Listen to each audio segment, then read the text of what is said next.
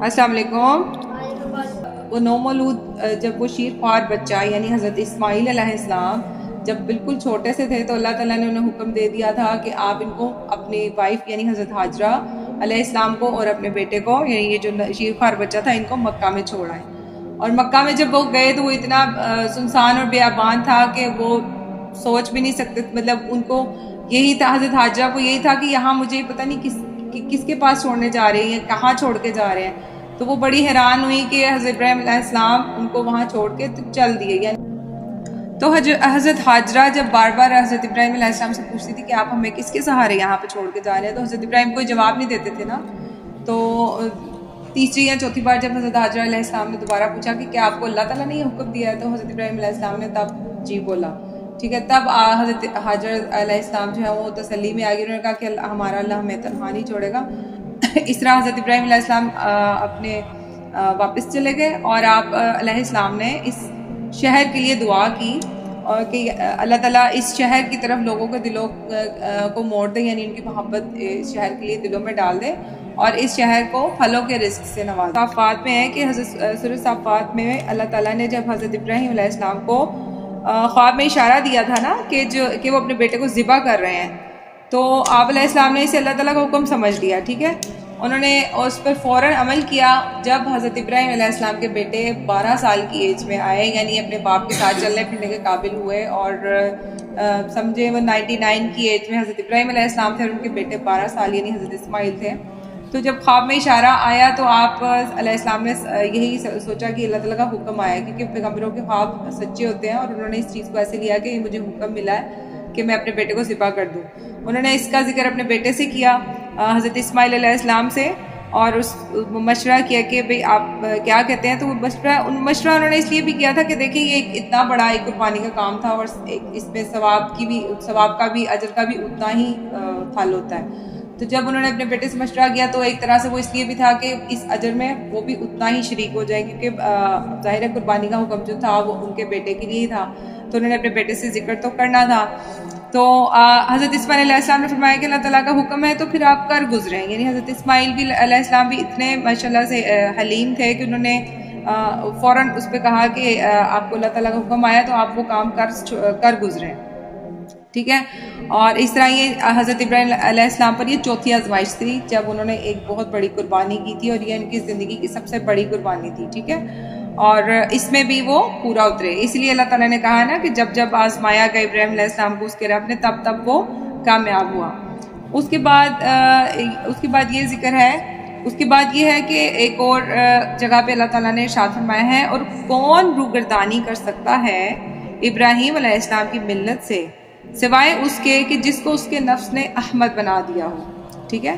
اور بے شک ابراہیم تو وہ تھا جس کو ہم نے اس دنیا کے لیے چن لیا تھا، یعنی کہ جب انہوں نے توحید کا پیغام پہنچانا تھا اور اللہ تعالیٰ کا سارا پیغام دنیا میں پھیلانا تھا، تو اللہ تعالیٰ نے ان کو چن لیا تھا، اور بے شک ابراہیم علیہ السلام آخرت میں ضرور بالضرور ہمارے نیکوکار بندوں میں شامل ہوگا۔ اور یاد کرو جب بھی اس کے رب نے اس سے کہا کہ حکم آیا ہے تمہارے رب کی طرف سے، تو وہ کہتا کہ میں اپنے رب کے حضور سر تسلیم خم کرتا ہوں، ٹھیک ہے۔ یہ حضرت ابراہیم علیہ السلام کے لیے قرآن مجید میں اللہ تعالیٰ نے جگہ جگہ تعریفی کلمات، تعریفی آیات بیان کی ہیں، تو یہ ان چیزوں سے ثابت ہوتا ہے کہ حضرت ابراہیم علیہ السلام جو ہیں وہ اللہ تعالیٰ کے کس قدر لاڈلے ترین پیغمبر ہیں۔ اسی میں ایک اور جگہ کوٹ کرتی ہوں کہ پھر اللہ تعالیٰ نے فرمایا کہ سلام علی ابراہیم، سلامتی ہو ابراہیم علیہ السلام پر، کہ یوں ہی ہم اپنے نیکوکار بندوں کو جزا دیا کرتے ہیں، اور ہم نے اس کی قربانی کو انسانیت کے لیے ہمیشہ کے لیے زندہ کر دیا۔ جو حضرت ابراہیم علیہ السلام نے جب قربانی دی تھی نا حضرت اسماعیل علیہ السلام کی، تو مینڈھا آ گیا تھا جنت سے، ٹھیک ہے، اور وہ اس کی جگہ حضرت اسماعیل علیہ السلام کی جگہ پھر مینڈھے کو قربان کیا گیا تھا، لیکن وہ قربانی اللہ تعالیٰ کو اتنی پسند آئی کہ بالکل ایج تک لے آئے تھے اللہ تعالیٰ۔ ایک طرح سے حضرت ابراہیم علیہ السلام کو اتنا آزما لیا تھا کہ وہ انہوں نے بالکل کوئی کسی قسم کا اعتراض نہیں کیا، اور بالکل چھری تک چلا دی تھی، تو اللہ تعالیٰ کو اتنی ادا پسند آئی کہ اللہ تعالیٰ نے قیامت تک کے لیے اس کو ایز سنت ابراہیمی زندہ کر دیا۔ جیسے آج کل حج کا دور سٹارٹ ہوا ہوا نا، لوگ گئے ہوئے ہیں، تو لوگ یہ جو گئے ہوئے ہیں اس میں وہ ساری سنت ابراہیمی پوری کریں گے، یعنی قربانی جو ہے وہ بھی سنت ابراہیمی، حج جو ہے وہ بھی سنت ابراہیمی، ٹھیک ہے. اور دین اسلام کو بھی کیا کہتے ہیں؟ دین ابراہیمی ہی کہتے ہیں. ٹھیک ہے. اگر میں اسی کو اگر ایک اور بات کہ جو آپ نماز پڑھتے ہیں ڈیلی، آپ دیکھیں آپ نے نماز پڑھتے ہیں، آپ کی نماز درود ابراہیمی کے بغیر کمپلیٹ ہی نہیں ہے. تو آپ یہ دیکھیں اللہ تعالیٰ نے حضرت ابراہیم علیہ السلام کی باتوں کو، ان کی ساری اسٹرگل کو اتنا پسند کیا کہ انہوں نے قیامت تک کے لیے ان کی سنت کو زندہ کر دیا. یعنی ان کو اپنی زندگی میں چاہے اتنا فیم، اتنا زیادہ وہاں پہ مقام ایسا ملا نہیں ملا، لیکن قیامت تک کے لیے حضرت ابراہیم علیہ السلام کو ایز اے سنت ابراہیمی یا دین ابراہیمی اس صورت میں، یا درود ابراہیمی، اس طرح مختلف صورتوں میں قیامت تک کے لیے ان کا یہ دین زندہ ہو گیا. یہاں پہ میں ایک اور آیت کوٹ کروں گی کہ اے نبی آپ صلی اللہ علیہ وسلم فرما دیجئے کہ مجھ کو میرے رب نے ایک سیدھا راستہ بتایا ہے، اور کہ وہ ایک دین مستحکم یعنی دین حنیف ہے، دین مستحکم ہے جو طریقہ ہے ابراہیم علیہ السلام کا، جو اللہ تعالیٰ کی طرف یکسو تھے. یعنی حضرت ابراہیم علیہ السلام جو تھے وہ اللہ صرف اور صرف اللہ ہی کی اطاعت کرتے تھے اور شرک کرنے والوں میں سے نہ تھے. یہاں شرک کرنے والوں میں سے نہ تھے، یہاں پہ یہ میں تھوڑا سا آپ کے ساتھ یہ بات شیئر کروں گی کہ جب حضرت ابراہیم علیہ السلام ہجرت کر کے، جب وہاں پہ ان کی قوم نے ان کی بات نہیں مانی تھی، جب انہوں نے بتوں کو توڑا تھا اور ان کے قوم نے ان کی بات نہیں مانی تھی نا، تو وہ ہجرت کر کے جب دوسری جگہ جانے لگے تھے تو اس ٹائم صرف اور صرف حضرت ابراہیم پر حضرت لوط علیہ السلام جو ان کے بھانجے تھے وہ صرف ایمان لائے ہوئے تھے، اور وہ اپنے شہر سے صرف یہ ایک دو لوگوں کے ساتھ نکلے، یہی ایک انسان یا حضرت لوط علیہ السلام کے ساتھ نکلے تھے جو ان پر ایمان لائے تھے. باقی کسی ان کی قوم میں سے کوئی بندہ ایمان نہیں لایا. لیکن پھر بھی اللہ تعالیٰ نے کہا ملت ابراہیمی. ٹھیک ہے. تو جب حضرت لوط علیہ السلام کے ساتھ حضرت ابراہیم علیہ السلام وہاں سے نکلے تھے تو اس ٹائم صرف ایمان جو لائے تھے نا وہ ان کے یہ بھانجے یا بھتیجے حضرت لوط علیہ السلام تھے. ان کے ساتھ ہی وہ دنیا میں مطلب وہ وہاں سے شام کی طرف ہجرت کی تھی اور وہاں پہ اللہ کا پیغام پہنچایا تھا. ٹھیک ہے. اور اس کے علاوہ مطلب وہ ساری زندگی توحید کا پیغام پہنچاتے رہے. اور یہاں میں آپ کو بتاؤں گی سورۃ الحج کی آیت نمبر 78 میں ہے کہ پیروی کرو ابراہیم علیہ السلام کی ملت کی جس نے تمہارا نام اس قرآن کے نزول سے بھی پہلے مسلم رکھ دیا تھا، اور اس کتاب میں ہم نے بھی، اور اس کتاب میں یعنی قرآن مجید میں ہم نے بھی تمہارا نام مسلم رکھا ہے. اسی کے ساتھ میں آپ کو ایک اور قرآن کی ایک آیت بتاؤں گی کہ اور وصیت کی ابراہیم علیہ السلام نے اپنے بیٹوں کو اور یعقوب علیہ السلام نے بھی اپنے بیٹوں کو کہ اے میرے بچوں، بے شک اللہ تعالیٰ نے تمہیں دین کے لیے چن لیا ہے، دیکھنا تمہیں موت نہ آئے مگر اس حال میں کہ تم مسلم مرنا. ٹھیک ہے. ان دو آیات سے پتہ چل گیا کہ مسلم اللہ تعالیٰ نے ہمارے لیے ایک جو نام چنا ہوا ہے وہ ہے فَهُوَ سَمَّاكُمُ الْمُسْلِمِينَ کہ اللہ تعالیٰ نے ہمارے لیے نام پسند کیا ہے مسلم.